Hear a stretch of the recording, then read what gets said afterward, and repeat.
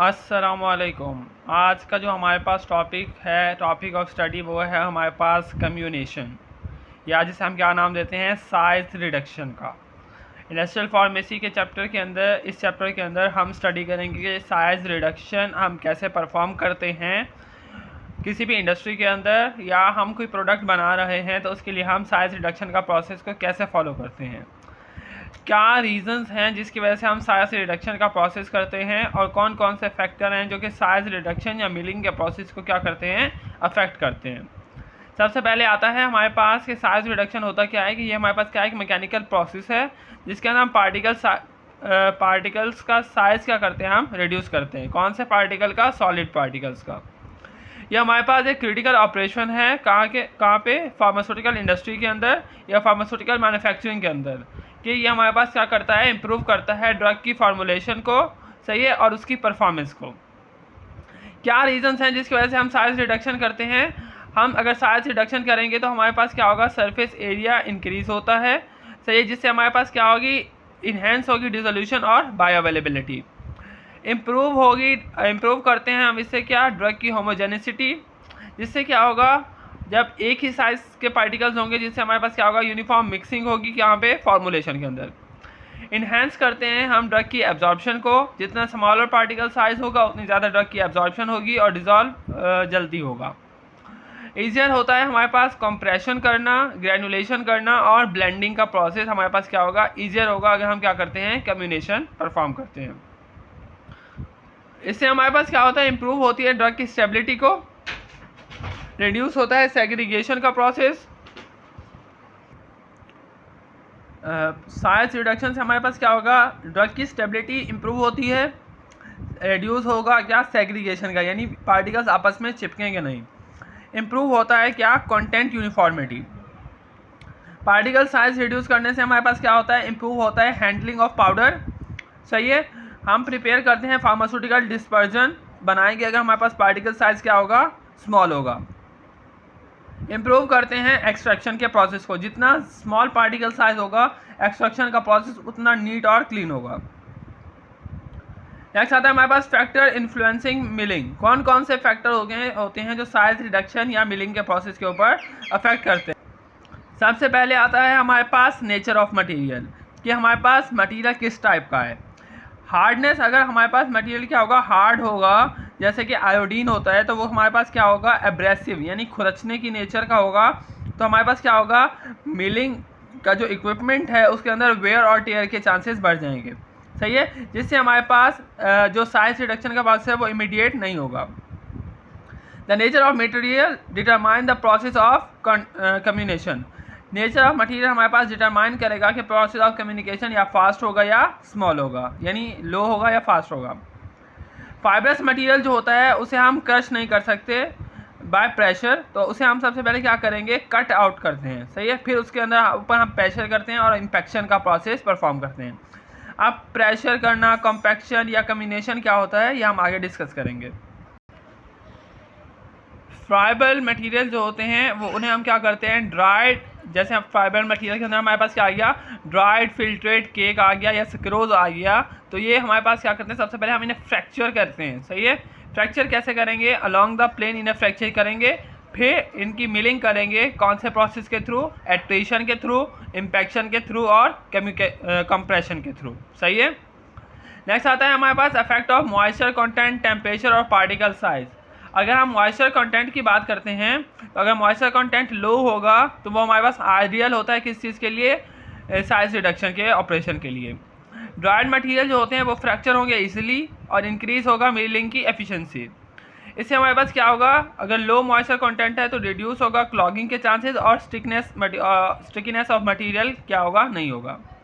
अगर moisture high होगा तो हमारे पास क्या होगा, क्लम्पिंग ऑफ मटेरियल होगा, मटेरियल स्टिक हो जाएंगे, जिससे हमारे पास मिलिंग की एफिशिएंसी जो है वो क्या हो जाएगी, रिड्यूस हो जाएगी। वेयर और टेयर के चांसेस इक्विपमेंट के अंदर ज़्यादा होंगे, इसके लिए हम क्या करते हैं, प्री ड्राइंग का प्रोसेस परफॉर्म करते हैं। टेम्परेचर, अगर टेम्परेचर हाई होगा तो जिससे हमारे पास क्या हो जाता है, सॉफ्ट हो जाते हैं क्या, हीट सेंसिटिव मटेरियल, जिससे हमारे पास क्या होगा, जब मटेरियल सॉफ्ट और पिघलना शुरू हो जाएंगे तो हमारे पास क्या होगा, स्टिकिंग होगी और क्लॉगिंग होगी किसके अंदर, मिल्क के अंदर। मे रिक्वायर कूलिंग सिस्टम, इसके लिए हमारे पास क्या चाहिए होता है, कूलिंग सिस्टम चाहिए होता है, लिक्विड नाइट्रोजन हम इसके लिए यूज़ करते हैं। अगर टेम्परेचर लो है तो ये हमारे पास मेक करता है brittle material easy to fracture, जिसे हम क्या कर सकते हैं, इजी फ्रैक्चर कर सकते हैं। ये हमारे पास आइडियल होता है ग्राइंडिंग के लिए और थर्मोलेबाइल सब्सटेंस के लिए। रिड्यूस करता है डिग्रेडेशन ऑफ वोलेटाइल कंपोनेंट, अगर टेम्परेचर कम है तो वोलेटाइल कंपोनेंट की डिग्रेडेशन कम होगी।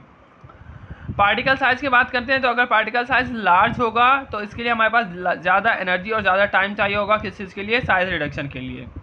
सही है, इसके लिए हमारे लिए प्री क्रशिंग का सिस्टम हमें पहले परफॉर्म करना होगा, जिसके लिए हमारे पास ये अगर लार्ज पार्टिकल साइज हो रहा है तो वो हमारे पास क्या कर सकता है, इवन फीड और इक्विपमेंट को स्ट्रेस कर सकता है। यानी जो हम मटेरियल डालेंगे, फीड डालेंगे, वो अनइवन होगा और इक्विपमेंट के ऊपर स्ट्रेस आ जाएगा। अगर हमारे पास पार्टिकल साइज स्मॉल है तो वो ईजियर होगा ग्राइंडिंग के लिए, जिससे हमारे पास एक्सेसिव फाइन और डस्ट का प्रोसेस हो सकता है, फाइन पाउडर और डस्ट प्रोड्यूस हो सकती है, जो कि हमारे पास कॉज कर सकती है चैलेंज को, जिससे हमारे पास क्या होगा, पुअर फ्लो और सेग्रीगेशन का प्रोसेस अकर होगा। सही है। नेक्स्ट आता है हमारे पास पॉलीमॉर्फिज्म। पॉलीमॉर्फिज्म का मतलब क्या है कि जो मिलिंग है वो अल्टर होगी किसके ऊपर, क्रिस्टलाइन स्ट्रक्चर के ऊपर, और वो कॉज करेगी कि क्या, हमारे पास केमिकल चेंज किसके अंदर, सब मटेरियल्स के अंदर। अगर वेट मिलिंग हो रही है तो ये हमारे पास यूज़फुल है किसके लिए, सस्पेंशन मेकिंग के लिए। एग्जाम्पल के अंदर आपसे पूछा जा सकता है कि कॉर्टिसोन एसीटेट क्रिस्टल को हम कौन से मिलिंग प्रोसेस के लिए यूज़ करते हैं, तो आपको पता होना चाहिए वेट मिलिंग के लिए। कॉर्टिसोन एसीटेट क्रिस्टल को हम अलाउ करते हैं कि वो इक्विलिब्रेट करे किसके साथ, एक्वस व्हीकल के साथ। स्टार्च, अमाइलोज और अमाइलोपेक्टिन को हम ब्रोक करते हैं कौन से प्रोसेस के थ्रू, वाइब्रेटरी मिल के प्रोसेस के थ्रू। कार्बन 12 से कार्बन 16 के जो फैटी एसिड होते हैं वो डीकार्बोक्सिलेट होंगे by ball milling with weight sand. अगर वेट सैंड है और बॉल मिलिंग का प्रोसेस हो रहा है तो कार्बन 12 से कार्बन 16 के जो फैटी एसिड हैं वो क्या होंगे, डीकार्बोक्सिलेट होंगे। Milling well dried microcrystalline cellulose for 1 to 25 hour decrease its crystallinity. अगर माइक्रोक्रिस्टलाइन सेलुलोज को हम वेल ड्राई करते हैं तो उससे हमारे पास क्या होगा, उसका क्रिस्टलाइन स्ट्रक्चर जो क्या होता है वो डिक्रीज हो जाएगा। नेक्स्ट आता है हमारे पास फीडिंग रेट। फीडिंग रेट क्या होता है, amount of material supplied to mill per unit time, यानी एक यूनिट टाइम के अंदर हमारे पास कितना मटेरियल सप्लाई किया गया है किसको, मिल को, उसको हम क्या नाम देते हैं, फीडिंग रेट का। अगर स्लो फीडिंग रेट है तो हमारे पास मिलिंग ईजिली होगी, जिससे हमारे पास वेरी फाइन पार्टिकल क्या होंगे, फॉर्म होंगे। अगर फास्ट फीडिंग है तो हमारे पास जो मटेरियल है वो ज़्यादा देर तक मिल के अंदर रहेंगे। सही है, और जिससे हमारे पास क्या होगा, फाइन पार्टिकल तो फॉर्म होंगे, लेकिन क्या होगा, हमारे पास slow down the process and use more energy, जिससे हमारे पास क्या होगा, एनर्जी की कंजप्शन क्या होगी, ज़्यादा होगी। Discharge rate should be match the feeding rate. इससे क्या होगा, हमारे पास जो डिस्चार्ज रेट होगा वो मैच होना चाहिए फीडिंग रेट के साथ। यानी जितना फर्ज कर लो कि आपने 10 ग्राम डाला है, क्या पाउडर डाला है, तो वो एक मिनिमम टाइम के अंदर साइज रिड्यूस होके उसका जो डिस्चार्ज रेट है वो क्या होना चाहिए, जल्दी आना चाहिए। नेक्स्ट आता है हमारे पास मैकेनिज्म ऑफ साइज रिडक्शन। कौन कौन से मैकेनिज्म है जिससे हम साइज रिडक्शन परफॉर्म करते हैं, 5 मेथड हैं। सबसे पहले आता है कंप्रेशन। कंप्रेशन के अंदर हम क्या करते हैं कि मटेरियल जो होता है उसके ऊपर प्रेशर अप्लाई करेंगे बिटवीन 2 सरफेस। सही है, 2 सरफेस के दरमियान हम मटेरियल को क्या करेंगे, प्रेशर अप्लाई करके कंप्रेस करेंगे। ये हम यूज़ करते हैं, ये सूटेबल होता है किस चीज़ के लिए, ब्रिटल और हार्ड मटेरियल्स के लिए। एग्जांपल के अंदर आता है हमारे पास क्रशेस, रोलर मिल और टैबलेट प्रेशर, ये हम यूज़ करते हैं एज अ कंप्रेशन के तौर पर। नेक्स्ट आता है एट्रीशन। एट्रीशन का मतलब क्या है कि जब पार्टिकल्स रब्ड होते हैं और शेयर होते हैं, यानी इन दोनों के दरमियान फोर्स लगती है against each other, resulting in size reduction, यानी पार्टिकल्स आपस में टकरा रहे हैं, जिससे हमारे पास क्या हो रहा है, एट्रीशन का प्रोसेस हो रहा है। अब एट्रीशन हमारे पास किन के लिए यूज़ होती है, इससे हम क्या करते हैं, प्रोड्यूस करते हैं वेरी फाइन पाउडर। और ये एट्रीशन मिल, बॉल मिल और फ्लूइड एनर्जी मिल, ये हमारे पास किसके अंदर आते हैं, एट्रीशन के अंदर। नेक्स्ट आता है शेयर। शेयर का मतलब क्या होता है, किसी भी चीज़ के ऊपर फोर्स लगाना। शेयर अकर होगी जब पार्टिकल्स होंगे कंप्रेस होंगे between the edges of 2 hard surface, जो कि मूव कर रही होंगी टेंजेंशियली। टेंजेंशियली का मतलब है कि अप एंड डाउन भी मूव कर रही होंगी, लेफ्ट एंड राइट भी, और डायगोनली भी ये क्या कर रही होंगी, मूव कर रही होंगी। सही है, तो उस कंडीशन को हम क्या नाम देते हैं, शेयर का। शेयर का प्रोसेस हम यूज़ करते हैं कटर मिल के अंदर और नाइफ कटर के अंदर, और इसके लिए इसे हम यूज़ करते हैं फॉर फेब्रस और सॉफ्ट मटेरियल के लिए। नेक्स्ट आता है इम्पैक्शन। इम्पैक्ट जो है ये हमारे पास बेस होता है साइज रिडक्शन के अंदर, जिसके अंदर हमारे पास जो मटेरियल है, सब्जेक्ट है, उसे हम क्या करवाते हैं, हाई स्पीड कोलिजन के साथ क्या करवाएंगे, स्ट्राइक करवाएंगे। सही है, जो कि हमारे पास स्टेशनरी हो सकता है या रोटेटिंग ऑब्जेक्ट हो सकता है।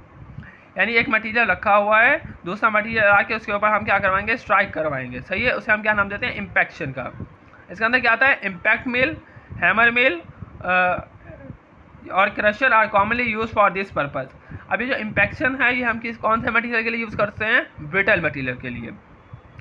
नेक्स्ट आता है कटिंग। कटिंग जो है ये इन्वॉल्व होता है, कटिंग के अंदर हमारे पास शार्प ब्लेड्स होती हैं या नाइफ्स होती हैं जो स्लाइस करती हैं या शेयर करती हैं किसको, मटेरियल को, यानी उसको कट आउट कर देंगी इन स्मॉल पार्टिकल्स। ये हमारे पास लास्ट टॉपिक है आज के लेक्चर का, जिसके अंदर हमारे पास मिल है और मिलिंग का ये ट्री है। ये हमारे पास मोस्ट इंपॉर्टेंट क्वेश्चन है, पेपर के अंदर आया हुआ है। मिल के अंदर हमारे पास 5 मैकेनिज्म है, cutting, compression, impaction, attrition and homogenisation. Cutting के अंदर कौन सा मिल यूज़ होता है, कटर मिल। कंप्रेशर के अंदर कौन सा यूज़ होता है, roller mill, colloid mill, edge and runner mill. Impaction के अंदर क्या यूज़ होता है, हैमर मिल। एट्रीशन के अंदर हमारे पास पिन मिल यूज़ होता है, बॉल मिल, वाइब्रो एनर्जी मिल, फ्लूइड एनर्जी मिल और स्पाइरल जेट मिल यूज़ होता है। होमोजेनाइजेशन के अंदर हमारे पास सिंपल होमोजेनाइजर होता है, सिल्वर्सन होमोजेनाइजर यूज़ होता है, अल्ट्रासोनिक होमोजेनाइजर यूज़ होता है, हाई प्रेशर होमोजेनाइजर यूज़ होता है, माइक्रो फ्लूइडाइजर होमोजेनाइजर यूज़ होता है और low pressure cyclone homogeniser use होता है। ये 5 नाम और इनकी ये टाइप्स आपको हिफ्ज़ होनी चाहिए, ये पेपर के अंदर सवाल आएगा। Thank you so much for your listening.